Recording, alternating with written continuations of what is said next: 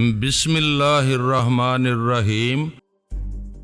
اس وقت تک بوٹ ڈوب چکی تھی۔ مجھے یقین تھا کہ لاشیں پھول کر سطح آب پر نہیں آئیں گی، مچھلیاں اس کی نوبت ہی نہیں آنے دے گی۔ قاسم نے ڈیک پر پڑی ہوئی کرسیاں اور تپائی وغیرہ بھی سیدھی کر دی۔ شفیع شاہ سٹین گن وہیں چھپا آیا جہاں سے لایا تھا۔ ہم سب ایک بار پھر بیٹھ گئے۔ قاسم نے آئس باکس سے ٹھنڈے مشروبات کی بوتلیں لا کر ہمارے سامنے رکھ دیں اور خود انجن روم میں واپس چلا گیا۔ ٹرالر ہلکورے لینے کے بجائے ایک بار پھر درمیانی رفتار سے مشرق کی طرف چل دیا۔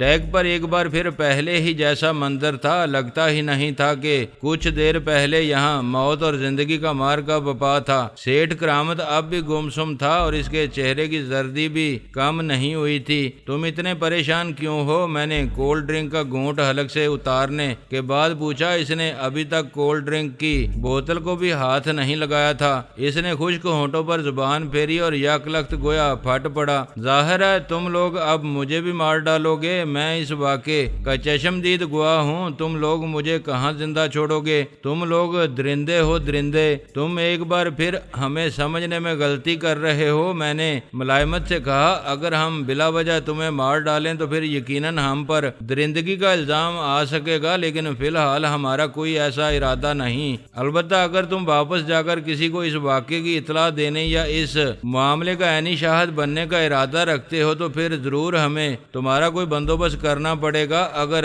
تمہیں خود ہی اپنی زندگی عزیز نہ ہو تو پھر کون تمہاری زندگی کی ضمانت دے سکتا ہے؟ تمہارا مطلب ہے اگر میں اس سلسلے میں زبان بند رکھوں تو تم لوگ مجھے کچھ نہیں کہو گے؟ اس نے شکست زدہ سے لہجے میں پوچھا۔ نہیں، میں نے کہا نا کہ میں بلا ضرورت خون ریزی کا قائل نہیں ہوں۔ میں نے سمجھانے کے سے انداز میں کہا، اب تم بتاؤ گے سر دست تمہارا وعدہ کیا ہے؟ زبان بند رکھو گے یا میں بھول جاؤں گا کہ میں نے کچھ دیکھا تھا؟ قسم سے بالکل بھول جاؤں گا۔ میں یہ بھی بھول جاؤں گا کہ میں تمہارے ساتھ سمندر کی سیر کو نکلا تھا۔ وہ جلدی سے بولا، اور یہ بھی یاد رکھنا کہ ہمارے ہاں وعدہ خلافی کی سزا بہت سنگین ہوتی ہے۔ میں نے کہا، تمہاری پہلی وعدہ خلافی کو ہم نے اس لیے معاف کر دیا کہ اس کا علاج زیادہ مشکل نہیں تھا، لیکن تمہاری وجہ سے اگر ہمارے لیے کوئی مشکل کھڑی ہوئی تو وہ تمہاری زندگی کا آخری دن ہوگا۔ اس وقت اگر تم ہزار پردے میں بھی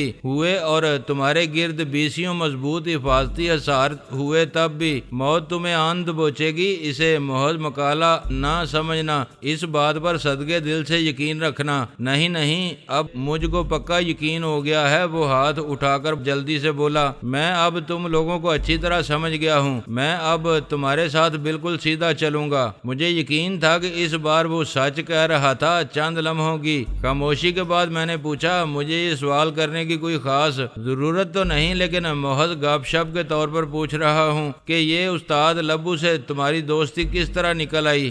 اب تم سے کیا چھپانا؟ سیٹھ کرامت قدرے ہچکچاہٹ کے بعد بولا، اس سے کچھ مال کا لین دین تھا۔ میری ایک چھوٹی سی مارکیٹ بھی ہے جس میں نے اپنے ہی آدمیوں کو دکانیں کھلوا کر دی ہوئی ہیں۔ یوں سمجھ لو کہ وہ مارکیٹ لبو ہی کے دم سے چل رہی تھی۔ اگر تمہیں اس مارکیٹ کو چالو رکھنے سے دلچسپی ہے اور تم اس سلسلے میں سوچ سوچ کر پریشان ہو رہے ہو تو اس پریشانی کو ذہن سے جھٹک دو۔ میں نے اسے تسلی دی، میں شفیع شاہ سے کہہ دوں گا وہ تمہاری اس مارکیٹ میں کوئی کمی نہ آنے دے گا۔ تمہاری بڑی مہربانی۔ سیٹھ کرامت کچھ مطمئن نظر آنے لگا۔ اس کے ذہن سے یقیناً کچھ بوجھ تو ہٹ گیا تھا، البتہ تھوڑی دیر پہلے کی خون ریزی دیکھ کر اس کے اعصاب کو جو جھٹکا لگا تھا اس کے اثرات ابھی تک دور نہیں ہوئے تھے۔ چند لمحے بعد میں نے قاسم کو آواز دے کر کہا کہ ٹریلر کو واپس لے چلے۔ سیر کا وہ لطف نہیں رہا تھا اور کچھ سوالیہ نشانات بھی سامنے آن کھڑے ہوئے تھے۔ مجھے اور شفیع شاہ کو مل کر ان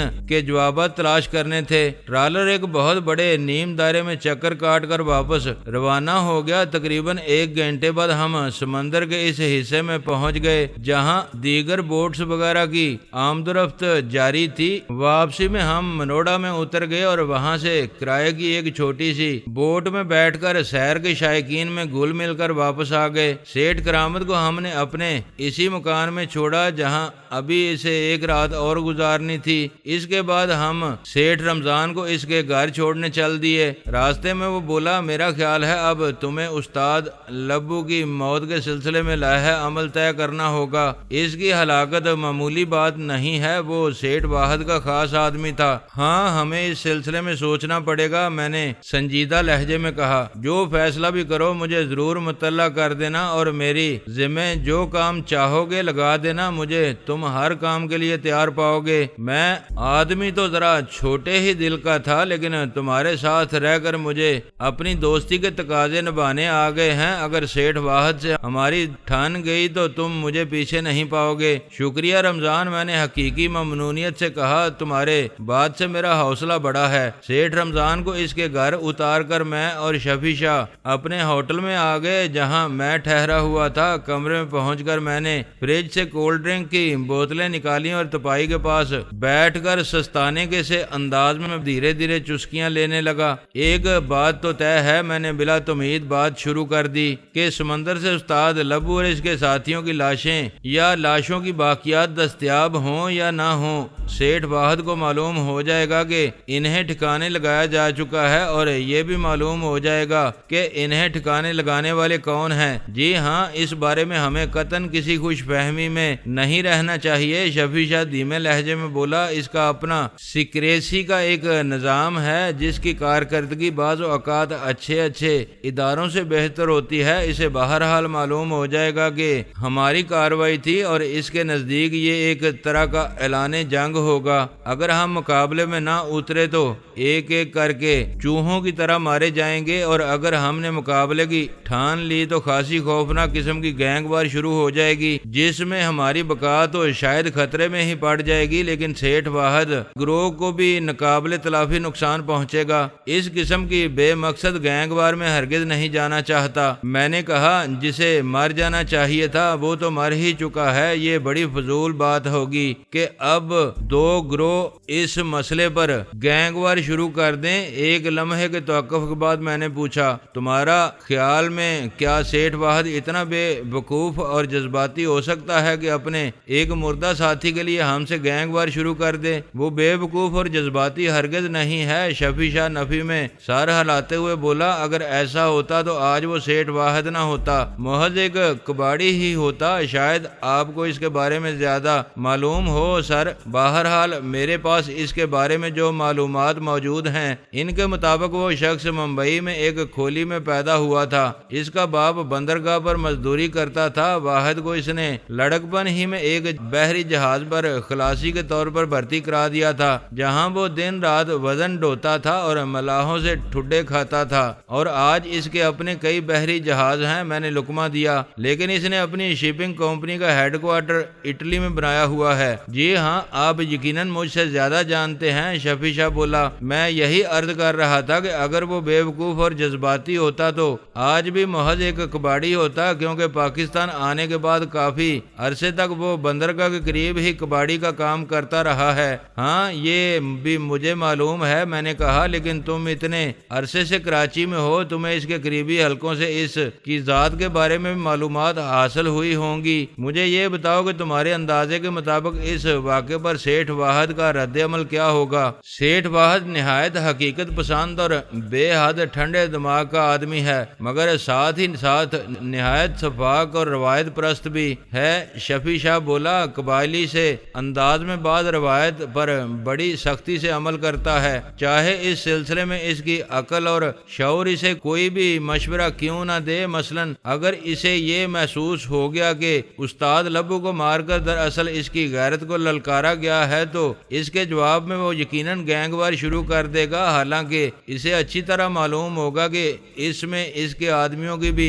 جانیں ضائع ہوں گی اور لبو کی روح کو بھی کوئی خاص فائدہ نہیں ہوگا، مگر وہ اپنی طاقت کا مظاہرہ ضرور کرے گا۔ اسی طرح بعض دوسرے معاملات میں بھی وہ قبائلی سا آدمی معلوم ہوتا ہے، حالانکہ اس کا قبائلیت سے دور کا بھی واسطہ نہیں ہے۔ پھر تو میرے خیال میں سیدھا سادہ راستہ ہی مناسب رہے گا۔ میں نے کہا وہ کیا؟ شفیع شاہ نے گہری نظروں سے میری طرف دیکھا۔ یہی کہ میں خود اس کے پاس چلا جاتا ہوں۔ میں نے کہا میں اسے صاف صاف ساری بات بتا دوں گا، اس کے باوجود اگر وہ مجھے قصوروار سمجھے گا تو دیکھا جائے، گینگ وار اگر شروع ہونی ہے تو اس کے دفتر سے ہی شروع ہو جائے، خاموش بیٹھ کر انتظار کرنے سے تو ہم واقعی قصوروار نظر آئیں گے۔ یہ اقدام کافی حد تک خطرناک بھی ثابت ہو سکتا ہے۔ شفیع شاہ پر خیال لہجے میں بولا، ہماری زندگی کا کون سا لمحہ ایسا ہوتا ہے جب ہم خطرے میں نہیں ہوتے؟ میں نے مسکراتے ہوئے پوچھا۔ میرا مقصد تھا یہ اقدام آپ کے حق میں زیادہ خطرناک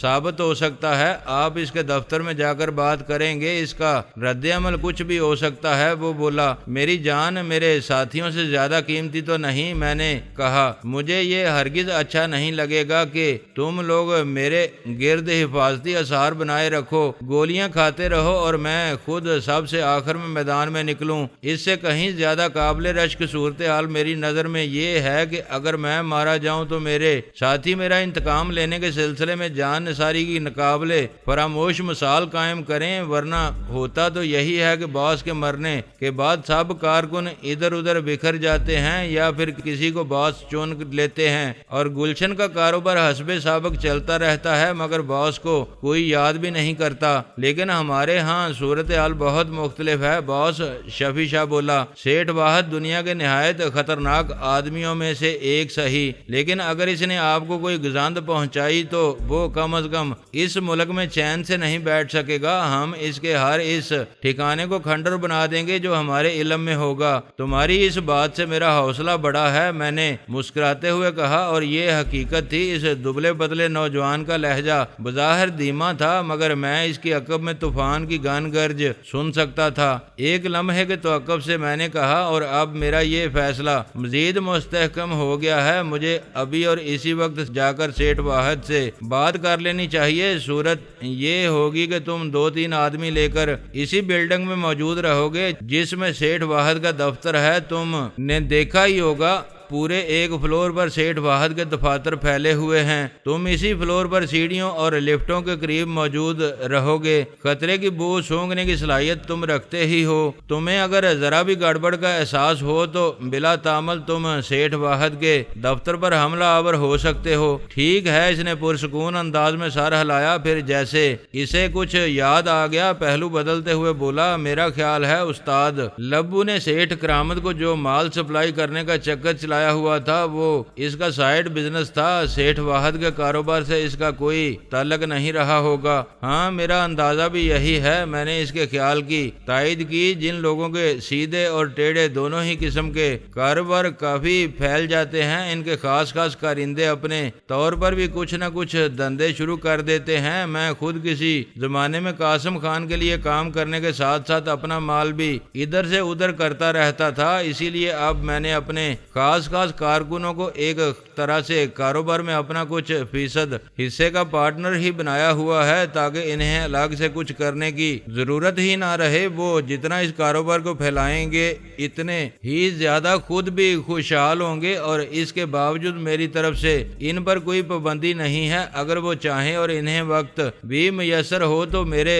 علم میں لا کر بھی جو چاہیں کر سکتے ہیں، لیکن وہ ایسا کریں گے نہیں۔ شفیع شاہ دھیمے لہجے میں بولا، ان کے ایسا نہ کرنے کی ایک وجہ یہ بھی ہے کہ وہ آپ کے جان نثار ہیں، آپ سے بہت خوش ہیں اور جو کچھ بھی کرنا چاہتے ہیں آپ ہی کے لیے کرنا چاہتے ہیں۔ ہاں یہ بات مجھے اچھی طرح معلوم ہے، میں نے مسکراتے ہوئے کہا، اسی لیے تو میں اپنے آپ کو اتنا طاقتور محسوس کرتا ہوں کہ سیٹھ واحد سے بھی ٹکر لینے کے لیے تیار ہوں۔ ساتھیوں پر اس اعتماد کا شکریہ۔ شفیع شاہ کے ہونٹوں پر خفیف سی مسکراہٹ نمودار ہوئی۔ سیٹھ واحد سے میری بات کراؤ، اگر وہ ملک میں ہی ہے تو اس وقت اپنے دفتر میں ہی ہوگا، میں نے کہا۔ شفیع شاہ نے ٹیلی فون اپنی طرف کھسکایا اور نمبر ڈائل کیا۔ سیٹھ واحد کا نمبر اسے مجھ سے پوچھنے یا کسی نوٹ بک میں دیکھنے کی ضرورت پیش نہیں آئی، بیشتر اہم چیزیں اسے زبانی ہی یاد رہتی تھیں۔ سلسلہ ملنے پر وہ پروکار لہجے میں بولا، سیٹھ واحد صاحب سے بات کرائیے جی،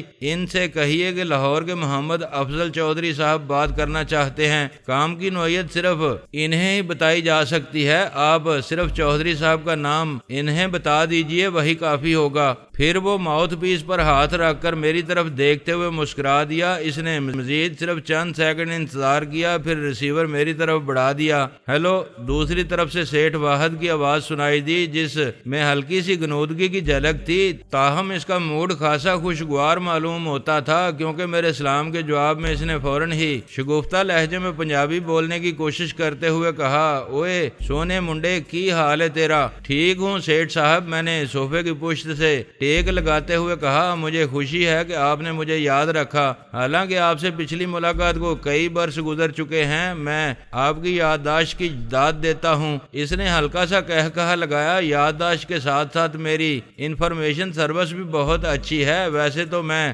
اس ہینڈسم نوجوان کو بھی نہیں بھولا جو پرجوش ہونے کے ساتھ ساتھ باز سلیقہ بھی تھا اور اپنے باس قاسم خان کے نمائندے کے طور پر میرے پاس آیا تھا، اور یہ آپ کی نوازش تھی کہ آپ نے اس نوجوان کو مایوس نہیں لوٹایا تھا اور اس کے باس کا ہاتھ تھام لیا تھا۔ میں نے کہا، بھائی سچ پوچھو تو ہم نے تم سے متاثر ہو کر تمہارے باس کا ہاتھ تھاما تھا۔ ہماری جوہر شناس نظروں نے اسی وقت ہی ہمیں بتا دیا تھا کہ یہ نوجوان ضرور آگے چل کر بہت کچھ کر کے دکھائے گا۔ سیٹھ واحد بدستور خوشگوار لہجے میں بولا، سیٹھ صاحب مجھے تو اندیشہ محسوس ہو رہا ہے کہ آپ جیسے آدمی کے منہ سے اپنی تعریفیں سن کر میں اپنی اوقات ہی نہ بھول جاؤں۔ میں نے کہا، نہیں، تم اوقات بھولنے والے آدمی نہیں ہو، تم بہت اونچی چیز ہو۔ سیٹھ واحد نے ایک اور کہا لگایا، تمہارا سابق باس البتہ کافی نالائق آدمی ثابت ہوا، تمہیں معلوم ہے آج کل وہ کہاں ہے؟ جی نہیں، میرے خیال میں اسے امریکہ کی کسی جیل میں ہونا چاہیے۔ میں نے کہا، ہے تو وہ امریکہ میں ہی، لیکن جیل میں نہیں ہے، سزا کاٹ کر رہا ہو چکا ہے۔ سیٹھ واحد بتانے لگا، وہاں طریقہ یہ ہے کہ منشیات کی اسمگلنگ کے سلسلے میں پکڑے جانے والے غیر ملکی جیسے ہی سزا کاٹ کر رہا ہوتے ہیں، انہیں پہلی فلائٹ سے ان کے ملک بھیج دیا جاتا ہے، جہاں عام طور پر ملکی پولیس بھی انہیں گرفتار کر لیتی ہے، لیکن قاسم خان کے سلسلے میں ایسی کوئی کارروائی نہیں ہوئی۔ جانتے ہو کیوں؟ مجھے اندازہ نہیں۔ میں نے کہا، محض اس کی بیوی سلمہ کی وجہ سے، وہ بہت ہی کمال کی عورت ہے۔ سیٹھ واحد بولا، اس کی باتوں نے مجھے اصل بات بلا دی جس کے لیے میں نے اسے فون کیا تھا۔ میں ماضی کی بھول بھلائیوں میں بھٹکنے لگا، جہاں ان گنت کہانیاں بکھری پڑی تھیں، لیکن جلد ہی میں نے اپنے آپ کو سنبھالا اور ماضی کے خواب جزیروں سے حال کی دوڑتی بھاگتی دنیا میں آ گیا۔ حیرت ہے، میں نے دھیمی آواز میں کہا، سلمہ اب بھی اس کے ساتھ ہے؟ میرا خیال تھا کہ وہ اسے چھوڑ چکی ہوگی، وہ تو بہت نالاں تھی اس سے۔ نالاں تو وہ اب بھی ہے، سیٹھ واحد ہنس کر بولا، فٹ بال کی طرح اسے ٹھوکروں سے لڑکاتی پھرتی ہے، لیکن اب بھی ساتھ رکھا ہوا ہے۔ شوہر شاید اب بھی اس کی ایک سماجی ضرورت ہے، اس لیے اس نے قاسم خان کو ابھی تک اپنے ساتھ باندھا ہوا ہے، ورنہ وہ اپنے شب و روز تو اپنی مرضی سے ہی گزارتی ہے۔ ان کے حالات کیسے ہیں؟ میں نے ہچکچاتے ہوئے پوچھا۔ تمہیں یہ سن کر حیرت ہوگی کہ انہوں نے گرین کارڈ بھی حاصل کر لیے ہیں، ایک سزا یافتہ غیر ملکی، اور وہ بھی منشیات کی اسمگلنگ کا سزا یافتہ۔ اس کا وہاں گرین کارڈ حاصل کر لینا ناممکن کام ہوتا ہے، جسے سلمہ نے ممکن کر دکھایا، اور جہاں تک حالات کا تعلق ہے تو وہ لاس اینجلس میں بیورلے ہلز کے قریب ڈیوڈ سٹارز کی طرح ایک بیش قیمت اپارٹمنٹ میں ٹھاٹ سے رہ رہا ہے۔ وہاں کی زیر زمین دنیا سے ان کی لائن سیٹ ہو گئی ہے۔ میں نے کہا کہ وہ عورت سلمہ بہت ہی غضب کی عورت ہے، کبھی کبھی تو میں سنجیدگی سے سوچتا ہوں کہ اسے اپنے ساتھ رکھ لوں، لیکن دو وجوہات کی بنا پر رہ جاتا ہوں۔ کیا ہیں وہ وجوہات؟ میں نے آہستگی سے پوچھا۔ ایک تو میرا دل کہہ دیتا ہے کہ وہ عورت قابل اعتبار نہیں، دوسرا میرا اندازہ ہے کہ میں اس کے مطالبات پورے نہیں کر سکوں گا۔ میں اگر اس کی خدمات حاصل کرنے کے لیے خود اس کی طرف بڑھوں گا تو وہ کچھ زیادہ ہی پھیل جائے گی، سیٹھ واحد نے جواب دیا۔ وہ ٹیلی فون پر ہی اتنی بے تکلفی سے یہ سب کچھ بتائے جا رہا تھا کہ مجھے خوف سا محسوس ہونے لگا تھا، مگر وہ اس معاملے میں بالکل بے خوف معلوم ہوتا تھا۔ قاسم خان اور سلمہ کے ذکر نے میرے رگوں پہ میں ایک سنسنی سی دوڑا دی تھی، اور میں ان کے بارے میں یوں ہی ایک بے نام سے تجسس کے تحت زیادہ سے زیادہ جاننا چاہتا تھا، مگر مصلحت اور احتیاط کا تقاضا یہی تھا کہ میں فون پر اور وہ بھی ایک ہوٹل کے فون پر اس قسم کی گفتگو کو زیادہ طول نہ دوں۔ سیٹھ واحد کہہ رہا تھا قاسم خان نے کئی بار پاکستان آنے کا پروگرام بنایا مگر پھر اسی خوف سے اس نے ارادہ بدل دیا کہ یہاں سے کہیں در نہ لیا جائے۔ دوسرے وہ فی الحال تو وہاں بہت مطمئن ہے، مزے میں ہے، اس لیے اسے کوئی ضرورت بھی نہیں ہے۔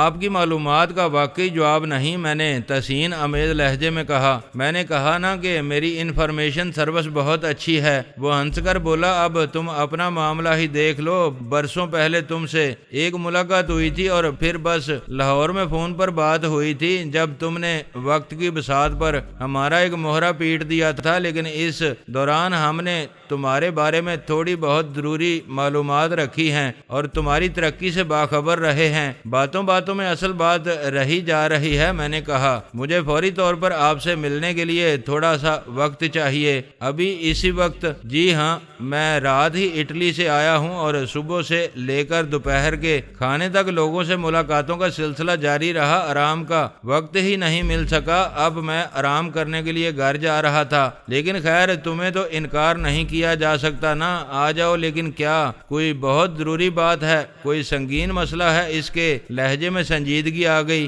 بس یوں سمجھ لیجئے کسی کی موت کا مسئلہ ہے۔ میں نے کہا ٹھیک ہے، آ جاؤ، میں تمہارا انتظار کر رہا ہوں، اس نے کہا اور سلسلہ منقطع کر دیا۔ شفیع شاہ منتظر نظروں سے میری طرف دیکھ رہا تھا۔ اس نے ملنے کے لیے بلا لیا ہے، میں نے شفیع کو بتایا۔ تم دو بہترین لڑاکوں کو طلب کر لو، ایسے آدمی جو پر ہجوم جگہ پر اسلحے سے بھی اور خالی ہاتھ بھی لڑنا جانتے ہوں، ہجوم سے خود بھی نکل لینے میں ماہر ہوں اور بوقت ضرورت کسی اور کو بھی نکال کر لے جا سکتے ہوں۔ اس کے علاوہ سیٹھ رمضان کو بھی مطلع کر دو کہ ہمارا یہ پروگرام ہے، ورنہ وہ شکوہ کرے گا۔ ہم اس سے بالا ہی بالا کاروائیاں کرنے لگے ہیں۔ ٹھیک ہے، اس نے فون کی طرف ہاتھ بڑھایا۔ میں تب تک تیار ہوتا ہوں، میں نے کہا۔ میں نے وارڈروب کھولی جس میں ہینگر پر میرا ایک نفیس سوٹ ٹنگا ہوا تھا۔ سوٹ نکال کر میں نے باہر رکھا اور خود باتھ روم میں جا گھسا۔ مجھے معلوم تھا کہ شفیع شاہ کو آدمی طلب کرنے میں چند منٹ تو لگیں گے، اس کے علاوہ سیٹھ رمضان بھی شاید آدمی بھیجنا چاہے۔ اتنی دیر میں شاور لے سکتا تھا۔ سمندر کی سیر اور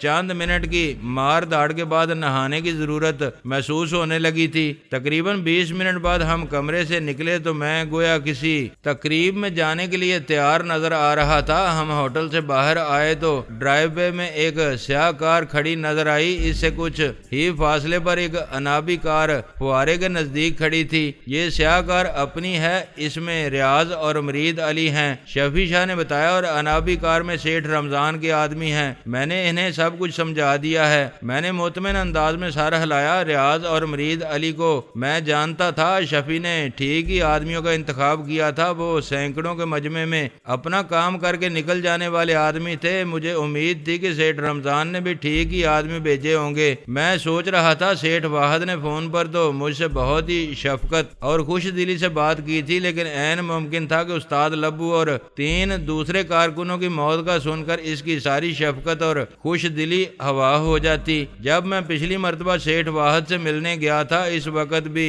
میرے اندازے کے مطابق وہاں کم از کم 6-7 گن مین موجود تھے، جن میں سے 5 تو بظاہر بے ضرر سے دفتری کارکن نظر آ رہے تھے۔ مجھے خدشہ تھا کہ اب شاید گن مین اس سے بھی زیادہ ہو چکے ہوں۔ بہرحال ایک بات طے تھی، اگر وہ غصے میں آ کر وہیں کوئی کاروائی کرنے پر تل جاتا یا مجھے یرغمال بنانے کی کوشش کرتا تو یہ کاروائی اس کے لیے اتنی آسان ثابت نہیں ہو سکتی تھی۔ اس کے دفتر کی یقیناً اینٹ سے اینٹ بچ جاتی اور بعد میں وہاں سے کچھ لاشیں ضرور اٹھائی جاتی، جن میں شاید میری اور سیٹھ واحد کی لاشیں بھی شامل ہوتی۔ میں شفیع شاہ کے ساتھ مرسیڈیز میں بیٹھ کر روانہ ہو گیا۔ دونوں کاریں بھی تھوڑے تھوڑے فاصلے سے ہمارے پیچھے تھیں۔ ٹاور کے قریب ایک عالیشان عمارت کے نیچے تینوں کاریں قریب قریب رکیں اور ہم کاروں سے اتر کر بظاہر ایک دوسرے سے لا تعلقی کے ساتھ لفٹوں کی طرف بڑھ گئے۔ سیٹھ رمضان کے 4 آدمی انابی کار میں آئے تھے۔ آدمی ٹھیک ہی معلوم ہوتے تھے۔ 5ویں فلور پر پہنچ کر سب لوگ ادھر ادھر بکھر گئے۔ اس فلور پر سیٹھ واحد کے دفتر میں بہت سے سے لوگوں کی آمد و رفت جاری تھی۔ صرف شفیع شاہ اس دروازے کے قریب رہا جس سے گزر کر ملاقاتی سیٹھ واحد کے کمرے کی طرف جا سکتے تھے۔ شفیع بظاہر ایک کتابچے کے ورق الٹ پلٹ رہا تھا جیسے کوئی ایڈریس وغیرہ تلاش کر رہا ہو۔ میں تنہا ہی آگے بڑھا اور شیشے کا بھاری بھرکم دروازہ کھول کر اندر چلا گیا۔ ایک بہت بڑا سینٹرل ایئر کنڈیشنڈ ہال تھا۔ اس وقت موسم ٹھنڈا ہونے کی وجہ سے ایئر کنڈیشنر بند تھے۔ فرش پر دبیز سرخ قالین بچھا ہوا تھا، دیواروں کے بوتھ سے بنے ہوئے تھے۔ بہت کم دفاتر میں اتنے خوبصورت بوتھ بنے ہوئے دیکھے ہیں۔ ان میں مرد عورتیں مختلف کاموں میں مصروف تھی۔ کوئی مستعدی سے ٹائپ کر رہا تھا تو کوئی فائلوں میں غرق تھا، کوئی رجسٹر الٹ پلٹ رہا تھا اور کوئی کسی کیلکولیٹر یا کسی چھوٹے کمپیوٹر پر حساب کتاب میں مصروف تھا۔ پورے حال میں دودھیا روشنی پھیلی ہوئی تھی۔ سیٹھ واحد کے دفتر کا سیٹ اپ کافی تبدیل ہو گیا تھا۔ پھر میں خود ہی اپنے آپ کو سمجھایا کہ اس میں حیرانی کی کیا بات ہے، اتنے برسوں میں تو ہر چیز میں کچھ نہ کچھ تبدیلیاں آ جاتی ہیں۔ سیٹھ واحد کے دفتر کی ترتیب و آرائش بدل گئی تھی اور اس میں وسعت آ گئی تھی تو یہ کوئی عجیب بات نہیں تھی۔ میں ابھی زیادہ دور تک کا جائزہ نہیں لے پایا تھا کہ ایک طرف سے آنے والی ایک مترنم آواز نے مجھے چونکا دیا۔ ایک گوشے میں نہایت خوبصورت کاؤنٹر کے پیچھے نہایت ہی خوبصورت لڑکی بیٹھی تھی۔ رنگت اور نقوش اینگلو انڈین معلوم ہوتی تھی۔ اس کے ہونٹوں پر مہربان سی مسکراہٹ تھی۔ اس کے بائیں ہاتھ پر ٹیلی فون کے انٹرنل کا بورڈ نظر آ رہا تھا اور سامنے کاؤنٹر پر 3-4 رنگوں کے ٹیلی فون، ایک رجسٹر، ایک فائل اور ایک خوبصورت ٹرے رکھی تھی۔ لڑکی بلا شبہ اتنی خوبصورت تھی کہ ایک لمحے کے لیے میں یہی بھول گیا کہ میں یہاں آیا کس لیے تھا۔ پھر میں سنبھل کر مسکراتے ہوئے اس کی طرف بڑھا۔ اس کا حلیہ ہرگز مشرقی نہیں تھا۔ سر وہ سنجیدہ ہوتے ہوئے بولی۔ میں نے اسے اپنا نام بتایا اور وہ سامنے رکھے ہوئے رائٹنگ پیڈ پر نظر ڈالتے ہوئے بولی، مسٹر زاہدی آپ کا انتظار کر رہے ہیں۔ سیٹھ واحد کا پورا نام واحدی زاہدی تھا۔ میں لڑکی کا شکریہ ادا کر کے آگے بڑھا۔ کیبنوں کے درمیان کشادہ راستے سے گزرتا ہوا میں سامنے نظر آنے والے سفید دروازے کی طرف بڑھا جس کے پیتل کے حروف سے آراستہ سیٹھ واحد کے نام کی تختی نظر آ رہی تھی۔ دروازے سے ذرا پہلے دائیں بائیں جو 2 کیبن تھے، بظاہر ان میں بھی 2 آدمی میزوں پر فائلیں وغیرہ لیے بیٹھے تھے۔ انہوں نے بیک وقت سر اٹھا کر گہری نظروں سے میرا جائزہ لیا اور مجھے ان کے چہروں پر ایک نظر ڈالتے ہی یہ اندازہ کرنے میں ذرا بھی دقت نہیں ہوئی کہ وہ بظاہر مہذب اور شائستہ نظر آنے کے باوجود دفتری آدمی نہیں تھے۔ تاہم میں نے ان کی طرف زیادہ توجہ نہیں دی اور بے نیازی سے دروازے کی طرف بڑھتا چلا گیا۔ اسی لمحے دروازہ خود ہی کھل گیا اور پختہ عمر کا ایک دراز قد آدمی مسکراتا ہوا باہر آیا اور استقبالیہ انداز میں ہاتھ پھیلا کر میری طرف بڑھا۔ اندر گویا پہلے کسی نے میری آمد کی اطلاع کر دی تھی۔ وہ شخص مان نہ مان میں تیرا مہمان کے مصداق مجھ سے تقریباً بغل گیر ہی ہو گیا، جبکہ میں ظاہر ہے اسے پہچانتا بھی نہیں تھا۔ مجھے چونکہ اس بے کراں خلوص کے اظہار کا مقصد معلوم تھا، اس لیے میں نے کسی قسم کی ہچکچاہٹ کا مظاہرہ نہیں کیا اور اس کی گرم جوشی کا جواب اس سے زیادہ گرم جوشی سے دیا گویا وہ واقعی کوئی بچھڑا ہوا جگری یار تھا جسے کریا ڈھونڈتے ڈھونڈتے میں تھک چکا تھا۔ میری اس مصنوعی گرم جوشی پر وہ کچھ کھسیانہ سا ہو گیا۔ بہرحال اپنا فرض تو ادا کر ہی چکا تھا، یعنی اس نے اخلاق کے اس مظاہرے کے دوران میرے لباس پر ہاتھ پھیر کر اچھی طرح تسلی کر لی تھی کہ میرے پاس بغلی ہاسٹر میں یا جیب میں کوئی ریوالور وغیرہ تو نہیں ہے، لیکن میں اتنا احمق نہیں تھا کہ ریوالور جیب میں رکھ کر سیٹھ واحد سے ملنے آتا۔ اس کا کوئی فائدہ نہیں تھا۔ میری پنڈلی سے ایک خنجر ضرور بندھا ہوا تھا اور خنجر جیسی چیز کی انہیں کوئی پرواہ نہیں ہو سکتی تھی، کیونکہ سیٹھ واحد کے کمرے کی کوئی ایسی چیز ساتھ لے بھی جاتا تو اس کے استعمال کی نوبت ہی نہ آ سکتی تھی۔ قسمت آزمائی کرنے والے کو خنجر نکالنے سے پہلے ہی ڈیر کیا جا سکتا تھا۔ نہایت ماہرانہ انداز میں اپنا کام انجام دینے والے اس شخص نے مؤدبانہ انداز میں مجھے کمرے میں چلنے کا اشارہ کیا۔ وہ مضبوط جسم کا ایک کرخت صورت آدمی تھا۔ اس کا چہرہ بتاتا تھا کہ اس نے دنیا کے بہت سے رنگ دیکھے ہیں اور بہت سی صحبتیں سہی ہیں اور بڑے تجربوں سے گزرا ہے۔ وہ ایک ڈھیلے ڈالے سے سوٹ میں تھا۔ خادم کو فیروز کہتے ہیں۔ میرے ساتھ چلتے ہوئے اس نے اپنا تعارف بھی کرا دیا۔ خوش خوشی ہوئی آپ سے مل کے۔ میں نے اپنا نام بتائے بغیر خشک لہجے میں کہا۔ اس نے میرے لیے دروازہ کھولا، کمرے میں حال کے قالین سے بھی کہیں زیادہ نرم اور دبیز قالین بچھا ہوا تھا اور طویل و عریض کمرے کی آرائش اور فرنیچر قابل دید تھا۔ کمرے میں نہایت ہلکی دودھیا روشنی پھیلی ہوئی تھی۔ ایک گوشے میں ترچھی رکھی ہوئی ایک نہایت نفیس اور بیش قیمت میز پر ایک ٹیبل لیمپ روشن تھا، جس کے نیچے میز کی سطح شیشے کی طرح جل ملا رہی تھی۔ میز پر بہت کم سامان تھا، جس طرح عام طور پر نہایت اونچے قسم کے دفاتر میں اعلیٰ عہدیداروں کی میزوں پر ہوتا ہے۔ یہ سب کچھ نہایت خوبصورت اور متاثر کن تھا، لیکن چنبیلی کے عطر کی تیز خوشبو اس ماحول کو بوجھل بنا رہی تھی۔ مختصر قد و قامت کا مالک